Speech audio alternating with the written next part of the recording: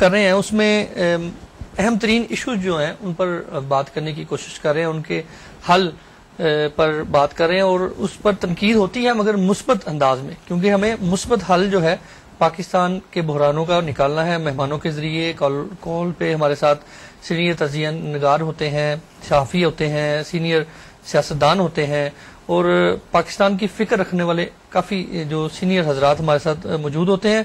آج بھی ہم کچھ اس حوالے سے بات کریں گے، مگر گزشتہ کئی ہفتوں سے جو پروگرام کر رہے ہیں اس کا نتیجہ جو ہے میرے خیال سے وہ یہ نکلتا ہے کہ ہماری عوام جو ہے یا تو اس میں شعور نہیں ہے، اگر شعور ہے تو بے حس ہے، کیونکہ عوام جو ہے بار بار تمام وہی سیاسی پارٹیاں، وہی حکمران، وہی لیڈران اگر ہمارے سامنے بار بار آتے ہیں تو ان کو موقع جو ہے عوام ہی دیتی ہے۔ اس گفتگو کو آگے بڑھاتے ہیں۔ اس کے علاوہ دہشت گردی پر بات کریں گے کہ دہشت گردی ہمارے پاکستان سے کب ختم ہوگی، یہ دہشت گردی کی لعنت جو ہے ہم اس سے کب چھٹکارا پائیں گے یا پائیں گے بھی یا نہیں، اگر پائیں گے تو کب پائیں گے، کتنا وقت لگے گا، اور ہماری حکومت جو ہے خصوصی طور پر پنجاب پہ بات کریں گے کیونکہ پنجاب کی ایک اہم شخصیت ہمارے درمیان موجود ہے۔ ان کے تعارف کی طرف چلتا ہوں۔ محترم رانا ثناء اللہ صاحب، وزیر قانون پنجاب، پاکستان مسلم لیگ نون سے تعلق ہے۔ رانا صاحب آپ کا بہت بہت شکریہ، آپ تشریف لائے۔ ناظرین، آج ہمارے ساتھ ٹیلی فون لائن پر پاکستان سے سید زید حامد صاحب ہوں گے جو کہ ویک اپ پاکستان کے سرپرست ہیں، بہت اچھا بولتے ہیں اور پاکستانی عوام کو شعور دینا چاہتے ہیں، جگانا چاہتے ہیں۔ محترم زید احمد صاحب، آپ کو بھی خوش آمدید کہتے ہیں پروگرام میں وینس ٹیلی ویژن لندن پہ۔ جی جزاک اللہ خیر، تھینک یو ویری مچ۔ السلام علیکم تمام پاکستانی کو ہماری طرف۔ جی وعلیکم السلام۔ رانا صاحب، آپ سے گفتگو کا آغاز کرتے ہیں۔ دہشت گردی کے حوالے سے پہلے بات کر لیتے ہیں۔ دہشت گردی پہ آپ سمجھتے ہیں کہ پنجاب حکومت ناکام ہو چکی ہے؟ میڈیا کے مطابق، پاکستانی عوام کے مطابق جو کچھ وہاں پہ ہو رہا ہے، دہشت گرد جو ہیں وہ پہلے ٹیکسٹ میسج کرتے ہیں، پہلے پیغامات دیتے ہیں، اس کے بعد جا کر وہ اپنی کارروائی کرتے ہیں، اور پولیس اور انتظامیہ، اگر رانا صاحب اس چیز پر تھوڑا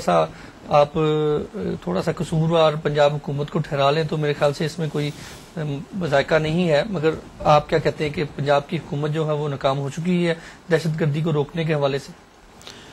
دیکھیے، اس میں ایک تو آپ کا شکریہ کہ آپ نے آج یہ موقع دیا مجھے کہ ہم اپنا نقطہ نظر جو ہے وہ یورپ کے آپ کے جو ناظرین ہیں ان کے سامنے رکھ سکیں۔ آپ نے جو کوشچن کیا اس کوشچن میں میں سمجھتا ہوں کہ اس کی ڈائریکشن جو ہے وہ اس طرح سے مناسب نہیں ہے کہ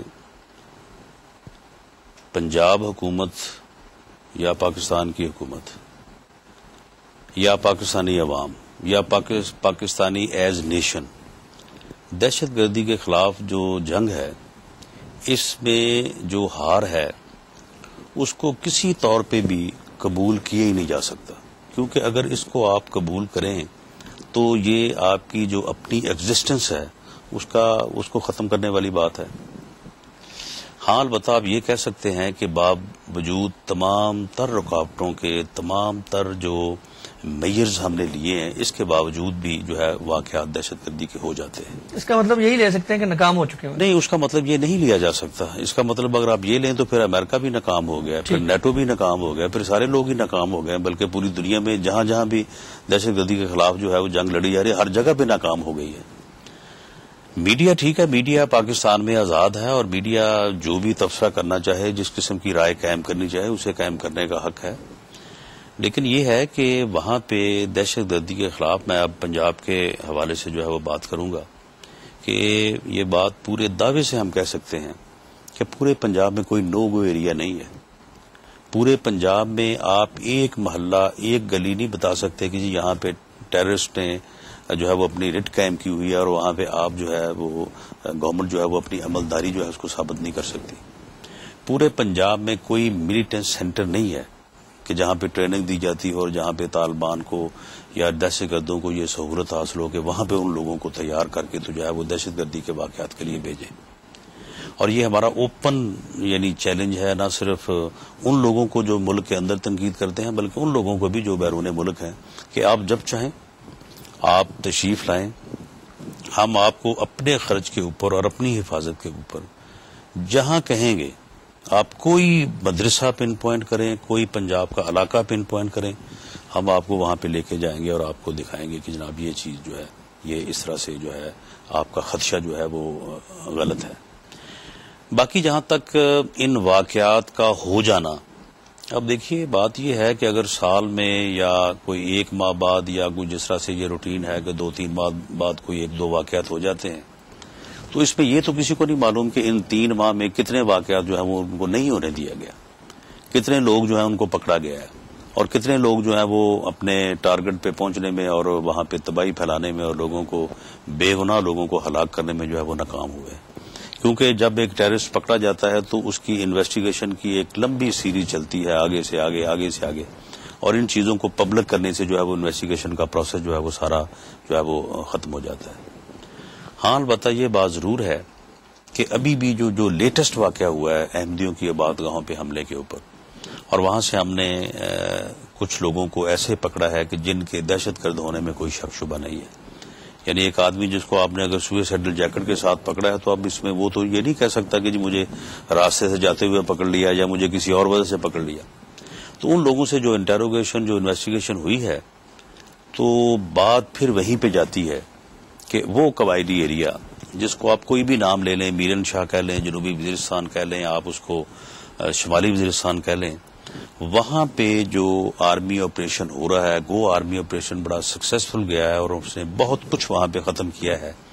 لیکن ابھی تک کہیں نہ کہیں ان کو کوئی نہ کوئی جگہ ایسی میسر ہے کہ جہاں پہ وہ اس قسم کے لوگوں کو ٹرین کرتے ہیں، برین واشنگ کرتے ہیں اور دوبارہ ان واقعات کے لیے جو ہے میران صاحب اس واقعے پہ بھی آپ سے گفتگو آگے بڑھائیں گے. ہمارے ساتھ سید زید حامد صاحب جو ہیں موجود ہیں. سر آپ کیا کہتے ہیں؟ زید حامد صاحب، آپ دہشت گردی کے حوالے سے آپ ویسے تو پاکستان کی عوام کو شعور دلوانے نکلے ہیں اور پاکستان کی عوام کو جو ہے وہ آپ جگا رہے ہیں. کس حوالے سے جگا رہے ہیں آپ؟ دہشت گردی کے خاتمے کے حوالے سے، کیونکہ آپ یہ دیکھ لیں کہ پاکستان کا ایک بہت ہی اہم ترین اور سنجیدہ مسئلہ ہے دہشت گردی، اور اس دہشت گردی میں پاکستان کا ہر شہری، چاہے وہ کسی بھی فقہ سے تعلق رکھتا ہو، کسی بھی مذہب سے تعلق رکھتا ہو، کسی بھی سیاسی پارٹی سے تعلق رکھتا ہو، وہ اس بحران جو ہے دہشت گردی کا بحران اس کی زد میں ہے. کیا کہنا چاہیں گے؟ دیکھیے، ایک بات آپ کو اچھی طرح سمجھنا پڑے گی جی کہ جب اللہ تعالیٰ نے قرآن پاک میں یہ لکھ دیا ہے کہ فساد فی الارض، زمین میں فساد برپا کرنا، اب جس کو دہشت گردی کہہ رہے ہیں نا، قرآن کی اصطلاح اس کو کہتے ہیں فساد فی الارض. اور اس کا علاج جو اللہ تعالیٰ نے قرآن میں بتایا وہ یہ قصاص ہے. ان کو فوری سزا دی جائے اور اس طرح دی جائے کہ ان کو عبرت کا نشانہ بنا دیا، عبرت کا نشان بنایا جائے دنیا کے سامنے. قرآن جو سزا بتاتا ہے وہ اتنی شدید ہے کہ انتہا اور پاؤں مخالف سمتوں سے کاٹ کے سولی چڑھا دیا جائے. مسلمانوں کی ایک جماعت تماشا دیکھے کہ ان کے ساتھ کیا کیا جا رہا ہے. دیکھیے، ایک بات سمجھنے کی کوشش کیجیے. 10 سال ہو چکے ہیں پاکستان کو دہشت گردی کے اس 9/11 کے بعد کی لہر کا سامنا کرتے ہوئے. کم از کم 20,000 سے زائد پاکستانی شہید ہوئے ہیں، زخمی ہوئے ہیں. ہمارے سینکڑوں جوان شہید، افسر جوان شہید ہو چکے ہیں. عورتیں، بچے، اسکول، ہماری درسگاہیں، ہمارے جنازے، ہمارے اسپتال، کوئی جگہ محفوظ نہیں رہی ہے. اور سینکڑوں کی تعداد میں دہشت گرد پکڑے گئے.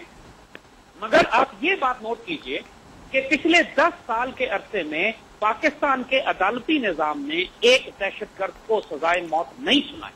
ٹھیک، یعنی یہ کمپلیٹ فیلئر ہے پاکستان کے جوڈیشل سسٹم کا. چاہے وہ آپ سیشن کورٹ سے شروع کریں، سپریم کورٹ تک جائیے، یہاں تک کہ بڑے بڑے دہشت گردوں کو جو میریٹ کیس میں انوالو تھے اسلام آباد میں، یہ منامہ کے اوپر جو ہے پولیس اکیڈمی پہ لاہور میں حملہ ہوا، ان کو لال مسجد کے جو دہشت گرد پکڑے گئے ان کو عدالتوں نے باعزت بری کر دیا. اب سوال یہ ہے کہ جب آپ کے ملک میں عدالتی نظام کا ہم کیا کریں؟ اس عدالتی نظام کا ہم نے کیا کرنا ہے اگر یہ ملک کی سب سے بڑے چیلنج؟ مگر عدلیہ تو آزاد ہے زیادہ احمد صاحب، عدلیہ تو اس وقت آزاد ہے. سر دیکھیے، عدلیہ آزاد ایک کانسیپٹ ہے کہ جس میں ایک اچھا چیف جسٹس اپنے اختیار کو استعمال کرتے ہوئے حکومت وقت کے خلاف کرپشن کے کیسز کو اس کا احتساب کر رہا ہے. لیکن اس کا مطلب یہ نہیں ہے کہ پاکستان کی سیشن کورٹس میں، پاکستان کے لوور مجسٹریسی میں، پاکستان کی جیلوں میں، پاکستان کی ہائی کورٹ سے کرپشن ختم ہو گئی ہے. یا آپ اسٹیٹسٹکس دیکھ لیجئے نا. بات یہ ہے کہ یہ نظام جو موجود ہے یہ وہ ہے جو 1860 میں انگریزوں نے بنایا تھا.